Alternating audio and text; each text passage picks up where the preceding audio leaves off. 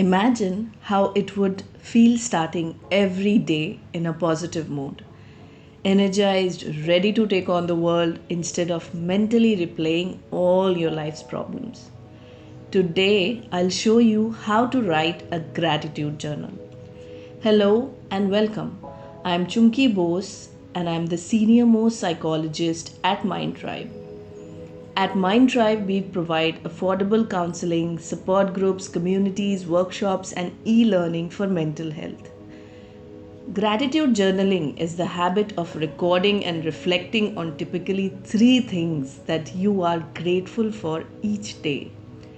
In essence, you are rewiring your brain to focus more on the positive aspects of your life and build up resilience against the negative situations. Keeping a gratitude journal is a popular practice in positive psychology, which is the scientific study of happiness. It's occasionally also referred to as counting your blessings or three good things. Gratitude journals come in all shapes and sizes.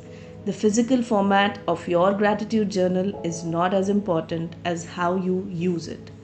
Some people prefer to create a bullet style journal with brief entries, while others enjoy diving into their thoughts with longer posts. The goal of this podcast is to provide some tips and tricks to help you find the best way to make it an effective habit for you. Let's begin with knowing how to do gratitude journaling. There's no wrong way to keep a gratitude journal, but let me give you some general instructions as to how to get started. Ideally, I recommend that you write your gratitude journal in a fresh notebook or a new diary. Feel free to personalize and decorate your journal. Write down at least three things for which you feel grateful. The things you list can be relatively small in importance, like the tasty sandwich you had for lunch today, or relatively large, like your sister gave birth to a healthy baby. The goal of the exercise is to remember a pleasant event, experience, person, or thing in your life, then enjoy the wonderful emotions that come with it.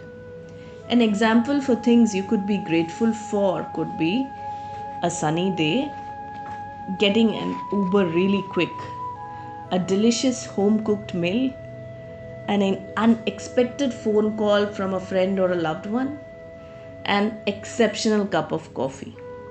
Though you may start feeling the effects of keeping your gratitude journal early on, some research suggests that the benefits only become significant after a month of journaling and increases over time. An initial happy boost may relate more to the excitement of starting a new habit. Learning to focus on the good things requires a bit more time. Try to be patient with the process. Next, let's talk about a few tips for keeping a gratitude journal. Gratitude seems like a simple enough concept, right? You can probably think of a few things right now: your family, your friends, health. That's three. Easy. But we could also find more things to be grateful for. This could be achieved by enjoying the little things. Specifics are what make your gratitude journal unique and full of little surprises. Writing amazing friends may miss most of the emotion compared to Arun stopped by this afternoon with some yummy cupcakes. Avoid repetition. Okay, your significant other is amazing, but you don't want their name to be the only thing in your journal. Mix it up with different domains of life like work, education, relationships, or health. This can keep the practice fresh and extend the effectiveness of gratitude journaling. Mention specific people and places. Along the lines of avoiding repetition, citing specific people and places will help prevent your post from feeling stale. You'll also be learning more about who and what affects your happiness. For example, walking and tumbling on the warm sands of beach with my little brother. Don't sweat on the bad days. Everyone has awful days when nothing went your way. Gratitude journaling can be the most important on the toughest days. Try to push aside the negativity and go simple, like I am grateful for my mom, or the delicious burgers at lunch. Flex your writer muscles. Have some fun with your posts. Throw in some extra adjectives. Try to describe the way the burgers tasted. Explore details you normally wouldn't. It's rare to find opportunities to write, and what could be better than your private journal? Mention pleasant surprises. We know not every day will have these, but reflecting on surprises is a useful way to avoid repetition and really savor your best days. For example, my parents surprised me with a trip to Paris for a vacation. Write regularly. Whether you write every day, commit to a regular time to journal, then honor that commitment. Have a fixed time to write your journal, ideally, one of the last things you do before going to bed. If you are feeling stuck or need an extra nudge, try one of these gratitude journal prompts in these categories.